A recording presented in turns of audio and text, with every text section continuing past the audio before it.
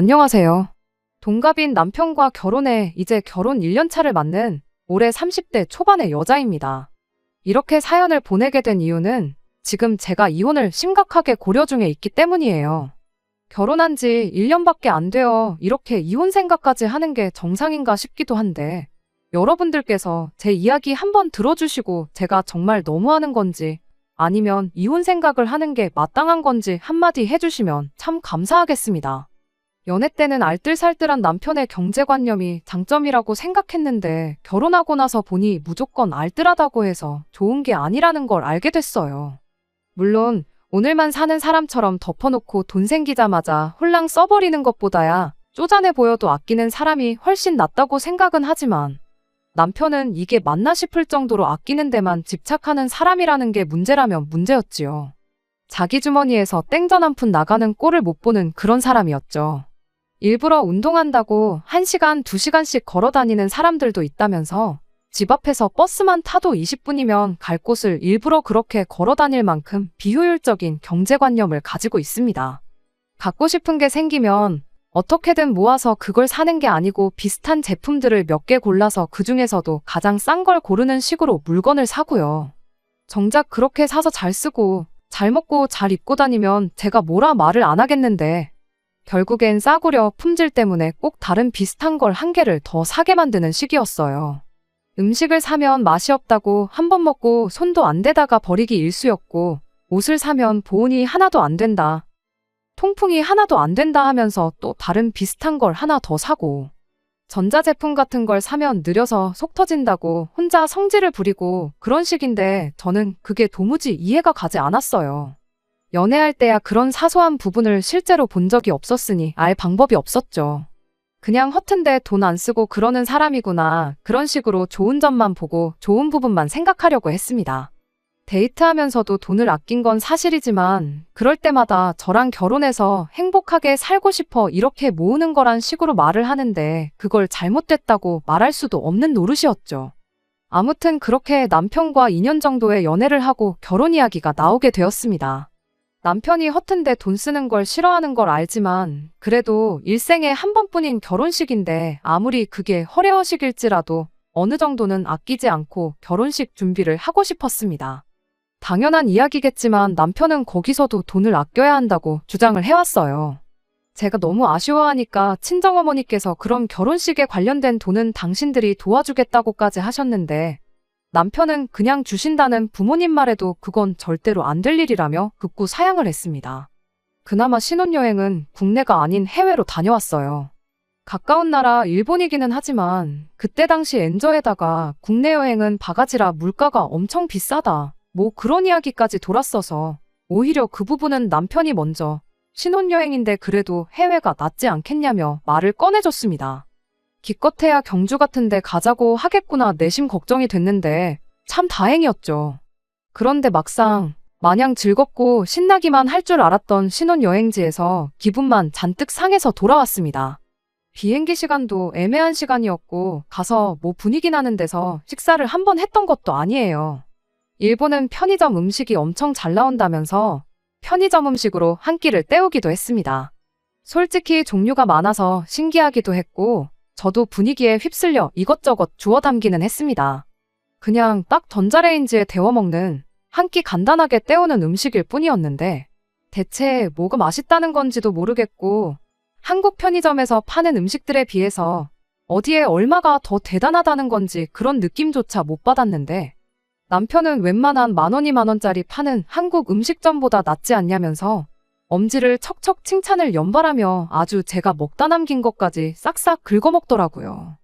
여행 다녀오신 분들 후기 같은 걸 보면 일본 편의점 음식 먹기는 꼭 해보는 것들 중 하나였다 보니 암만 일본 들어오자마자 먹은 첫 식사가 편의점 식사였다는 게 실망스럽긴 했을지라도 그렇게 남들 하는 거 하나 똑같이 했다 하고 모르는 척 넘길 수 있었어요.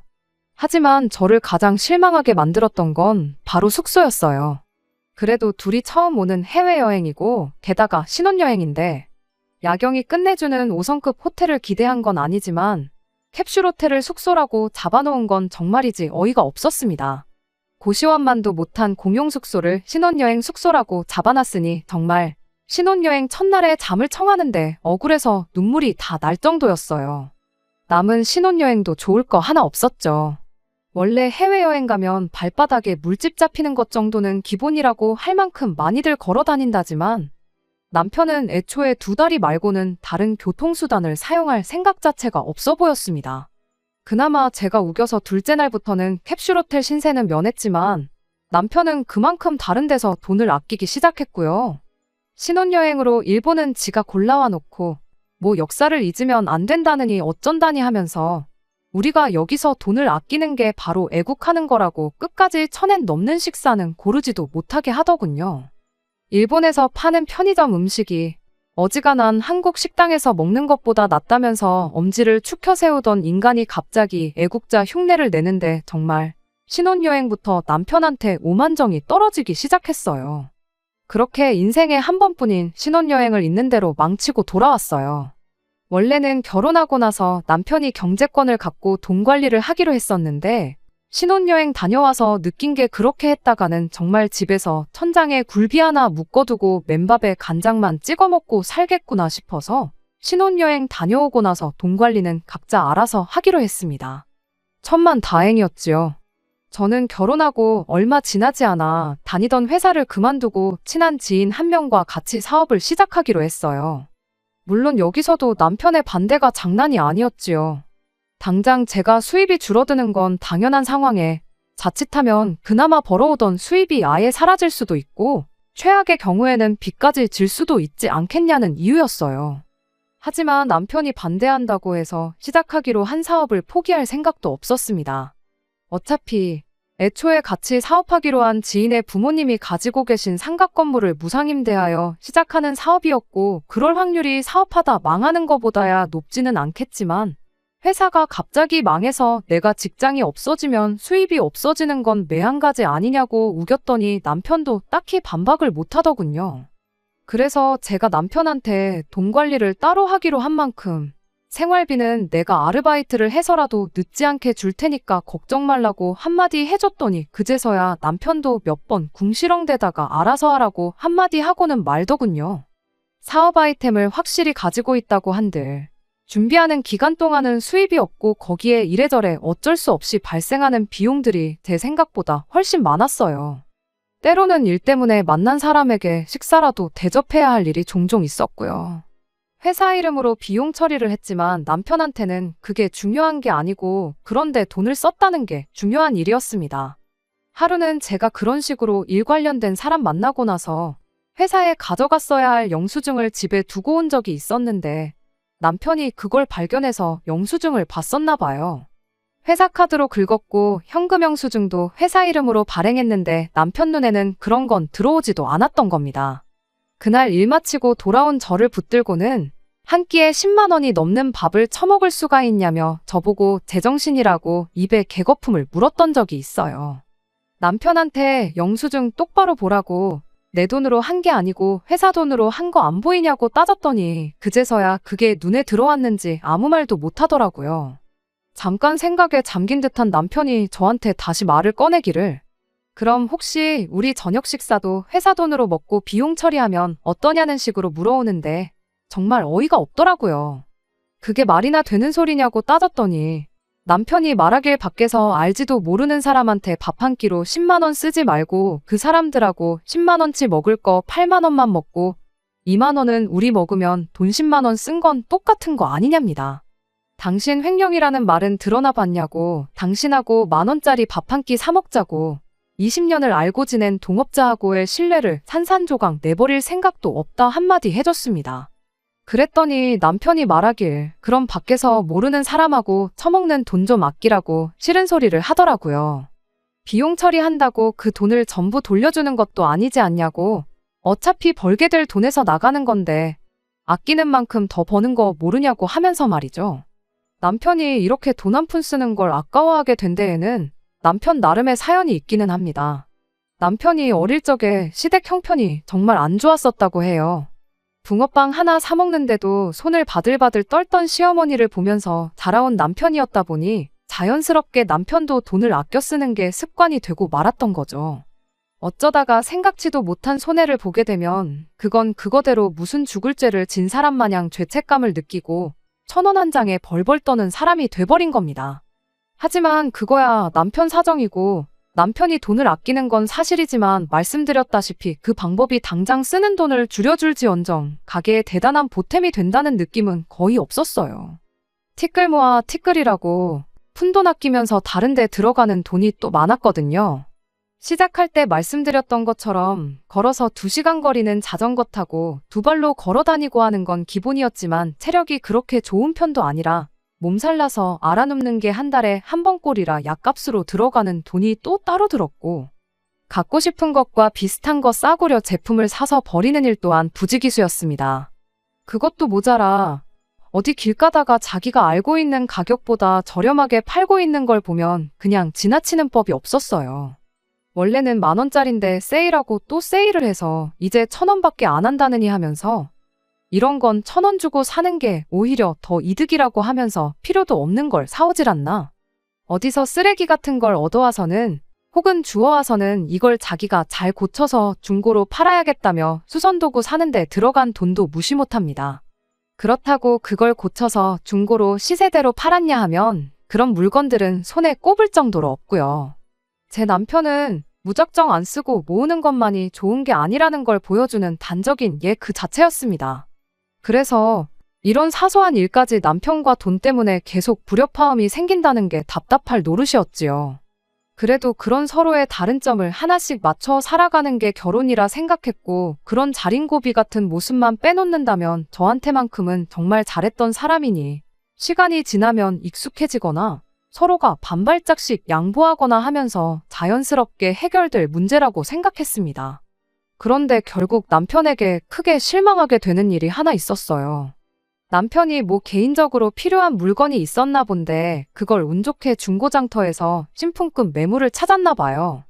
택배로 받으면 그만인 물건이었지만 겸사겸사 저랑 데이트도 할 겸해서 직거래를 하기로 했으니 거기 좀 다녀오자고 하더라고요. 얼마 전 일이니만큼 남편이 짠돌이처럼 구는 게 어느 정도 익숙해진 상황이었다 보니 저도 별 불만 없이 같이 거기를 다녀오기로 했어요.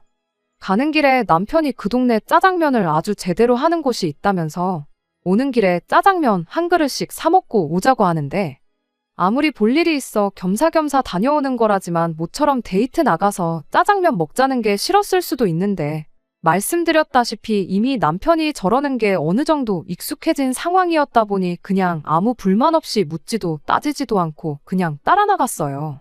그래도 나름 맛집이라고 찾아놓은 게 기특할 따름이었죠. 그런데 가다 보니 그 동네가 친정집 근처라는 걸 알게 되었어요. 예정대로 남편이 필요한 중고 물품을 받고 나서 남편이 찾아놓았다는 짜장면 집으로 향하는데 이왕 친정집에서 가까운 곳까지 왔는데 친정부모님 얼굴 안 보고 그냥 가기도 그렇고 해서 친정부모님한테 전화를 했죠. 아직 식사 안 하셨으면 같이 식사나 좀 하자고요. 남편이 순간 흠칫하는 반응을 보이긴 했지만 그래도 다른 사람도 아니고 자기 장인장모인데 근처까지 와서 그냥 가는 건 자기도 예의가 아니라 생각했는지 별말은 안 하더군요. 그렇게 친정부모님을 짜장면집 앞에서 만나서 식사를 했습니다. 남편이 짜장면 4그릇을 주문했는데 친정부모님이 이왕 나온 거 맛있게 먹자시며 탕수육 중짜 하나, 고추 잡채 중짜 하나를 추가로 주문하셨어요. 알고 보니 친정부모님이 자주 오시는 가게이기도 하더라고요. 여기 짜장면도 맛있지만 탕수육이랑 특히 고추 잡채가 진짜 맛있는 집이라면서요. 요즘 이렇게 짜장면 맛있게 만드는 집이 아직도 있구나 하면서 진짜 오랜만에 맛있게 중국 음식을 먹었습니다. 남편이 도통 탕수육이랑 고추 잡채에는 손을 안 대길래 장인장모님 많이 드시라고 손을 안 대는가 싶어서 제가 일부러 남편 짜장면 위에다가 탕수육도 올려주고 고추 잡채도 덜어주고 했어요. 한 입 먹어보더니 자기도 맛있었는지 그 다음부터는 아주 마파람에 개눈 감추듯이 싹싹 먹더라고요. 남편은 공깃밥까지 하나 추가해서 남은 짜장에 밥을 비벼서 고추 잡채랑 해서 한 그릇 더 먹었고요. 설거지를 따로 안 해도 되겠다 싶을 만큼 바닥이 다 보이게 싹 쓸어 먹었고 계산은 남편이 했어요. 오랜만에 친정부모님과 시간도 보내고 남편도 맛있게 먹는 걸 보니 은근 기분은 좋더라고요. 식사 마치고 나서 잠깐 이런저런 이야기 나누다가 친정 부모님이 이 먼 길을 버스를 타고 온 거냐며 놀라시더니 집에는 편하게 가라며 왕복 1시간 반 거리를 집까지 태워다 주셨습니다. 그렇게 그날은 아무 일도 없이 지나갔어요. 그리고 그날로부터 한 달이 더 지나서 친정아버지 생신이 다가오길래 그때 친정집에 전화를 걸었습니다. 그냥 간단하게 외식이라도 할 요량으로 아버지가 먹고 싶어 하시는 게 있느냐 물어보려고요. 그런데 친정어머니께서 엄청 시큰둥한 목소리로 뭘 외식은 외식이냐고 집에 있는 밥 차려줄 테니 그냥 친정집으로 오라는 말을 하시더군요. 모처럼 생신인데 외식하자고 제가 몇 번을 말했는데 친정어머니가 생일이 뭐 대단한 날이라고 외식까지 하냐며 자꾸 거절을 하다가 나중에는 왜 그렇게 시큰둥한 반응을 보이셨는지 그 이유를 알려주시더군요. 친정어머니가 사위가 또 맛있게 외식하고 돈 내놓으라고 할까봐 너네랑 외식은 못하겠다고 하시는 거예요. 처음엔 제가 들은 게 진짜인지 제 귀를 의심을 했습니다. 친정어머니한테 그게 무슨 소리냐고 되물었는데 친정어머니가 그제서야 그날의 일을 저한테 말해줬어요. 식사 마치고 친정부모님이 저희들 집에 내려다 주시고 집에 돌아가는 길이었는데 남편한테서 문자가 한 통 왔더랍니다. 잘 먹었다고 그런 심심한 인사 한마디 보냈을 줄 알았는데 문자 내용을 보고 기가 막히셨다네요. 문자에 탕수육이랑 고추 잡채 그리고 장인 장모님 앞으로 시킨 짜장면 2그릇 값해서 7만 원을 자기 계좌로 보내달라고 써 있었대요. 맨 밑에 줄에 자기 계좌번호랑 해서 말이죠. 친정어머니가 하도 어이가 없어서 저한테 말해주려고 했는데 친정아버지가 괜히 이거 가지고 저한테 연락했다가 괜히 저랑 남편 부부싸움 나지 않겠냐며 말리셨대요. 그래서 여지껏 말 안 하고 가만 계셨는데 친정어머니도 저희들 싸움 붙이고 싶은 생각은 없으셨지만 그래도 말해줄 건 말해주는 게 맞다 싶어서 이번에 말 나온 김에 이야기해주는 거라고 하시더라고요. 이제 와서 지난 일을 가지고 저희들 싸우라고 하는 이야기는 아니고 그냥 괜히 또 마음 상할 일 만들고 싶지 않으니 그냥 친정아버지 생신 때 괜히 외식하자고 하지 말고 집에 와서 차려주는 밥이나 먹고 가라 한마디 하시고 전화를 끊으셨어요. 전화 말미에 괜히 장인장모가 돼서 딸하고 사위 싸움 붙이는 느낌이니 절대 이 일을 가지고 남편하고 싸우거나 하지 말라고 당신들은 그냥 넘어가기로 했다고 한마디 하셨는데 자초지종을 알아버렸는데 그냥 넘어갈 수가 없었어요.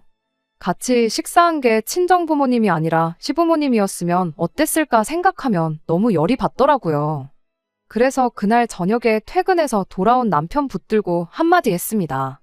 지난달에 우리 부모님하고 밥 먹고 나서 밥값을 따로 청구했다는데 그게 사실이냐고, 그리고 사실이면 대체 무슨 생각으로 그랬던 거냐고요. 그랬더니 남편이 그게 무슨 잘못이냐는 듯 뻔뻔하게 한마디 꺼내더군요. 장인 장모님하고 같이 식사하는 건 애초에 계획에 없던 일이었지 않냐고요. 그리고 장모님도 참 너무하신다 하면서 불만을 토로하더라고요. 어이가 없어서 누가 너무한 건지 밖에 나가서 지나가는 사람들 붙들고 한번 따져보겠냐고 남편한테 한마디 했어요. 그랬더니 남편이 그게 아니라 장모님이 너무 당신 유리한 대로 설명을 하셨다고요. 돈을 바로 보내주시긴 했는데 자기도 곰곰이 생각해보니 짜장면값까지 받는 건 너무한 것 같아서 곧바로 친정어머니 계좌로 15,000원을 다시 보내줬다는 겁니다.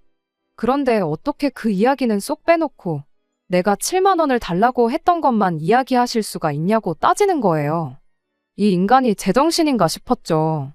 당신이 돌려드린 게 짜장면값 15,000원이 아니라 나머지 다른 음식 먹은 거 55,000원을 돌려드렸다고 해도 이 상황 자체가 말도 안 되는 거다 한마디 해줬더니 남편이 대답이라고 하는 게 더 어이가 없었어요.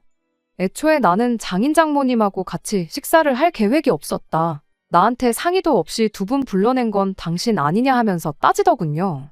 그날 중고로 샀던 물건값이 신품 사는 거랑 가격 차이가 3만 원 정도 났답니다. 둘이서만 먹었으면 자기는 15,000원을 번 거나 마찬가지인데 계획에도 없던 장인 장모님 때문에 돈을 더 쓰게 되면 그날 그 멀리까지 발품 팔아서 찾아간 이유가 하나 없고 자기만 손해 아니겠냐며 손익을 따지더라고요. 거기에 자기가 100번 양보해서 식사를 대접해드리려고 했는데 또 자기 의사는 묻지도 않고 음식을 추가해서 시킨 건 장모님 아니셨냐고. 암만 생각해도 밥값은 돌려받는 게 맞는 것 같아서 자기도 생각 많이 하고 그날 문자를 보냈다는 거예요. 어이가 없어서 그날 그 자리에서 제일 야무지게 식사한 사람이 할 소리는 아닌 것 같다고 한마디 했더니 그것도 다 이유가 있더군요. 자기는 먹을 생각이 없었는데 제가 억지로 먹게 시켜서 먹은 거라고요. 무슨 소리를 하는 건가 했더니 그날 남편이 일부러 다른 음식 손도 안 대고 짜장면만 호로록 먹고 있던 게 애초에 그 음식 가격들을 책임질 생각이 없었기에 그랬다는 소리였죠.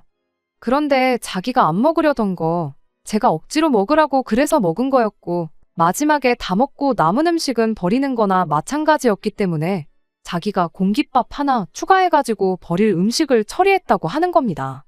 말인즉슨 제가 먹으라고 준 건 자기 의지로 먹은 게 아니고 밥 추가해서 싹싹 먹은 건 어차피 식사가 다들 끝나버린 와중에 잔반이 돼버린 남은 음식들을 자기가 처리한 거라고.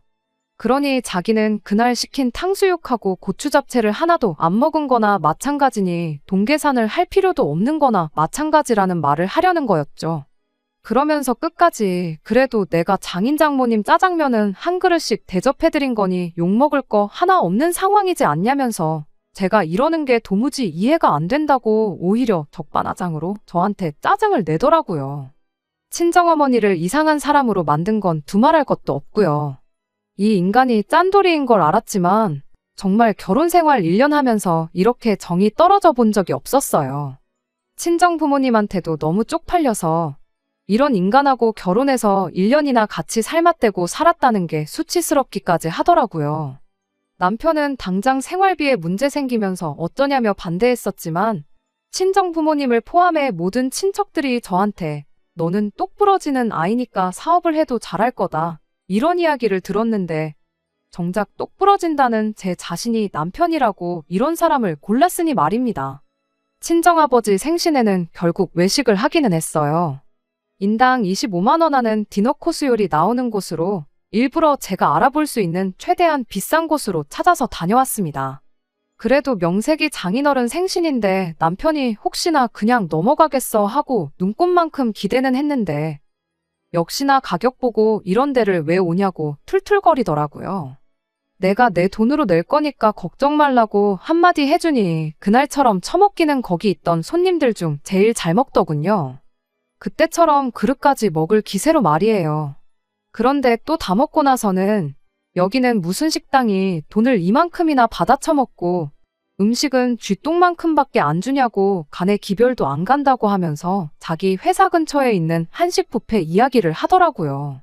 거기 가서 9,900원만 내면 음식 종류도 훨씬 많고 배 터질 때까지 먹고 올 수 있다고 하면서 단번 생신 때는 자기가 외식 장소를 알아봐야겠답니다. 내가 선택한 사람이니만큼 어떻게든 참고 살아보려고 했는데 이젠 한계에 온 것 같아요. 얼마 전에 혼자 친정 가서 친정어머니한테 신세 한탄 좀 했더니 그래도 이혼은 조금 아니지 않냐고 살다 보면 이런 건 익숙해질 테고 서로 맞춰가기 마련이라고 저보고 참으라 하시네요.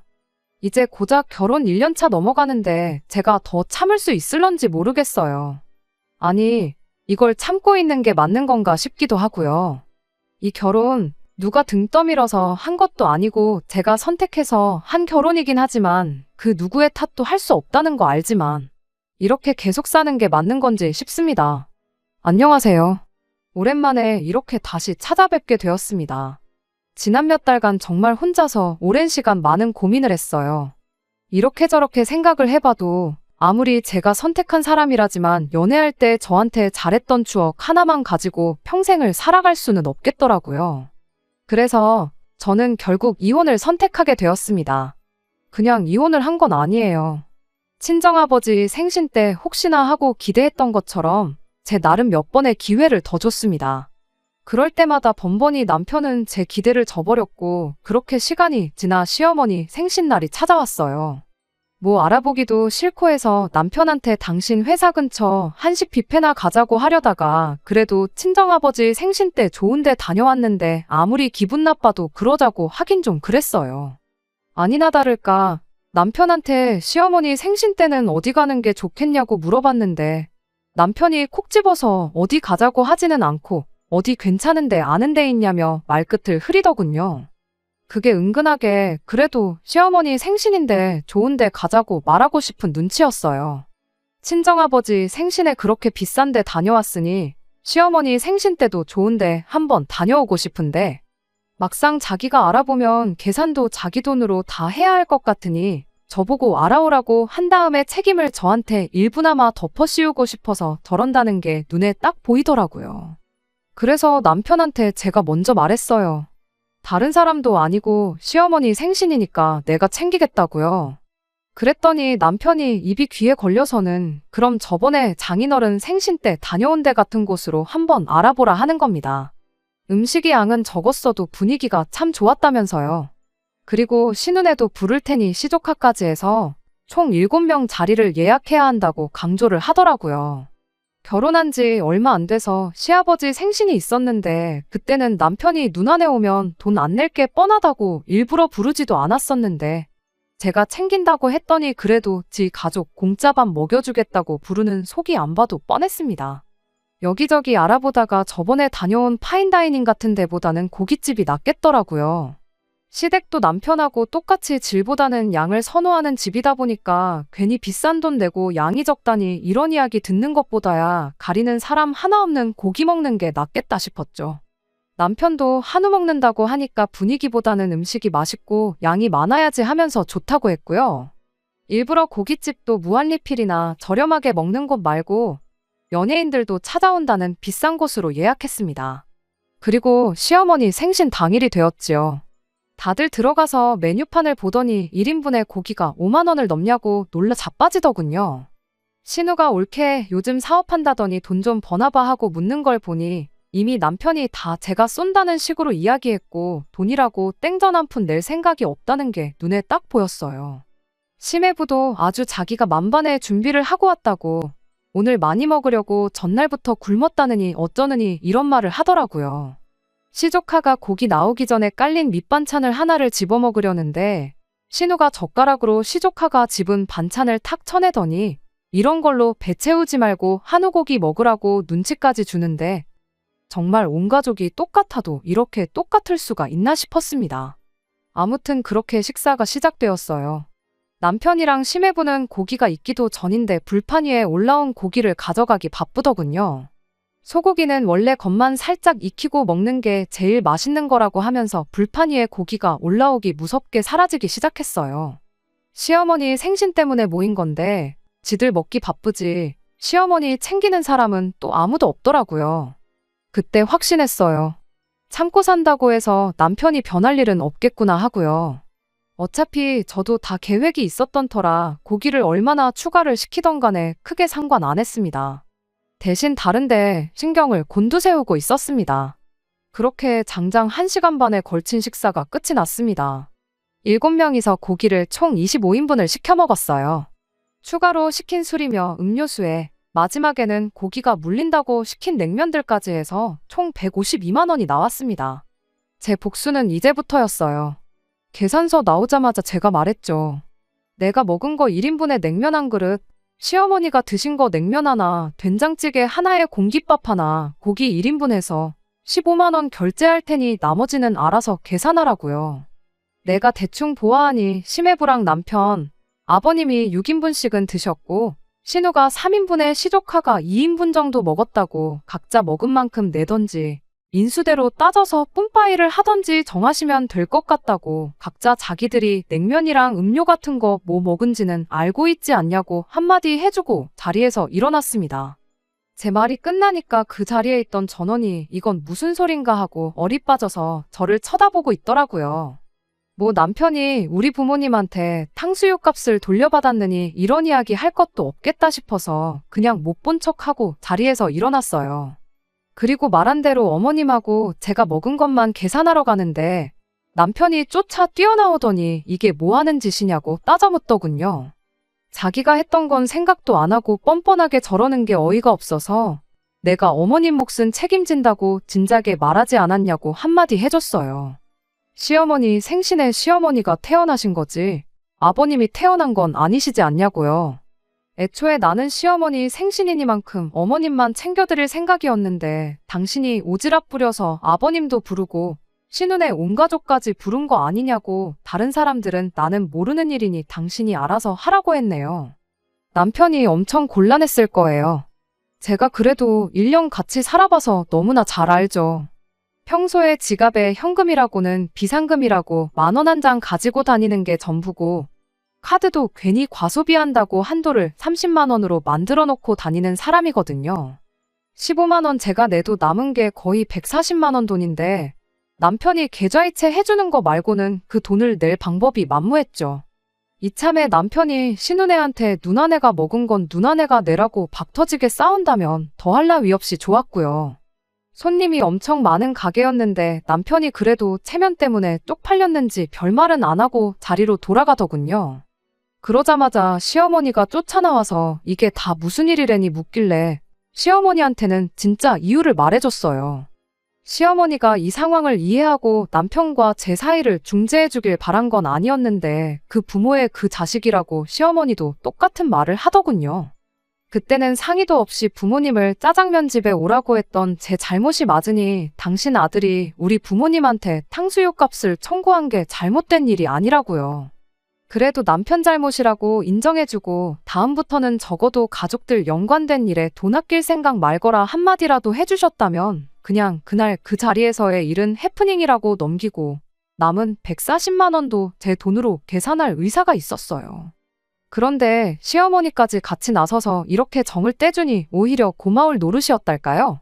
그래도 말해놓은 게 있으니 그냥 제가 먹은 것만 계산하고 갈까 싶었지만 그러지는 않았네요. 그렇게 저랑 시어머니 몫만 계산하고 나와서 저는 혼자 택시 타고 집에 돌아갔습니다. 어떻게 합의를 본 건지는 모르지만 제가 집에 도착하고 한 2시간 정도 지나서 남편이 집에 돌아왔습니다. 그 와중에도 교통비 아끼겠다고 걸어온 건지 아주 온몸에 땀이 뻘뻘 난리도 아니었어요. 비싼 밥 먹고 그걸 그렇게 빨리 소화시키면 어쩌냐고 제가 한마디 했더니 남편이 폭발해서는 저한테 화를 내기 시작했어요. 애초에 시어머니만 챙긴다고 했는데 다른 가족들 부른 건 당신 아니냐고 다른 사람들 몫은 사실 부른 사람인 당신이 냈어야 하는 거 아니냐고 빈정거렸죠. 그랬더니 남편이 그때 탕수육 가지고 아직도 그러고 있냐고 하면서 그때랑 지금이랑 같냐고 하는 겁니다. 그때는 그냥 날이었고 오늘은 어머니 생신이지 않느냐고요. 가족들 앞에서 꼭 그렇게 내 쪽을 줬어야 했냐 따지길래 아주 이제는 가족들 앞에서는 체면 챙기고 내로남불까지 하고 있냐고 돈 아끼는 것도 좋은데 그렇게는 살지 말라고 한마디 해줬어요. 더 실갱이 해봤자 좋은 꼴 볼 것도 없고 설명해봐야 어차피 저만 잘못한 걸로 몰아갈 게 뻔한데 이야기 더 나눠봐야 얻을 게 뭐 있나 싶더군요. 그래서 그냥 길게 볼 것도 없이 이 길로 이혼하자고 했어요. 남편이 이혼을 자기가 해주겠냐고 금검절약하는 게 이혼 사유나 되겠냐며 버티길래 한번 자신 있으면 버텨보라고 한번 누가 이기나 끝까지 해보자고 하고 그 길로 짐 싸서 친정으로 나왔습니다. 진흙탕 싸움까지 갈 만반의 준비를 하고 있었는데 의외로 남편이 순순히 이혼 서류에 사인을 해주더군요. 100% 승산이 있었다면 남편도 끝까지 갔을 테지만 뭔가 자기도 뒤가 구리다고 생각한 건지 아니면 질 수도 있다는 조언을 들었겠구나 싶더라고요. 괜히 소송비에 위자료까지 물어줄 생각을 하니 그 손해를 감당하기는 싫었나 봅니다. 결혼 1년 차밖에 되지 않았다 보니 이혼 과정에서 그닥 복잡한 문제는 없었습니다. 손해는 죽어도 보지 않겠다는 주의다 보니 오히려 별탈 없이 빠르게 이혼을 할 수 있었네요. 친정어머니는 그래도 결혼한 거 좀 더 버텨보지 그랬냐고 시간 지나면 분명히 어느 선에서 합의점이 생겼을 거라 그런 식으로 말하시는데 아마 그날 중국집에서 있던 일을 저한테 말한 게 불씨가 되어 이혼을 했구나 싶은 마음 때문에 더 죄책감을 가지시는 것 같아요. 어머니한테 그것 때문에 마음 쓰는 거면 그러실 필요 없다고 어차피 그거 아니었어도 다른 일로 정 떨어져서 이혼했을 거라 말씀드렸죠. 그랬더니 친정어머니도 나중에 가서는 차라리 잘 됐다고 어차피 이혼할 거였으면 한 살이라도 어릴 때 해야 새 출발의 기회도 생기고 그러는 거 아니겠냐시네요. 남편이 돈 때문에 아이는 최대한 늦게 갖자고 이야기했는데 그게 천만다행인 것 같습니다. 다행히 제 사업도 어느 정도 자리를 잡아가고 있고요. 혼자가 되었다 해도 제 자신 하나는 건사할 수 있겠다 싶어요. 결국 제가 사람을 잘못 보고 옳지 않은 판단을 내린 게 발단이 돼서 이혼한 거나 마찬가지니 그 누구의 탓을 하지는 않으려고요. 혹시나 다른 분들도 저처럼 콩깍지 때문에 단점을 장점으로 받아들이는 분이 계신다면 결혼은 현실이니 다른 시각으로 한번 생각해 보는 것도 나쁘지 않다고 조언 한마디 해주고 싶네요. 끝까지 들어주셔서 감사합니다. 오늘의 사연은 여기까지입니다. 구독과 좋아요, 알람 설정 부탁드리고 더 좋은 사연으로 다시 찾아뵙겠습니다. 감사합니다.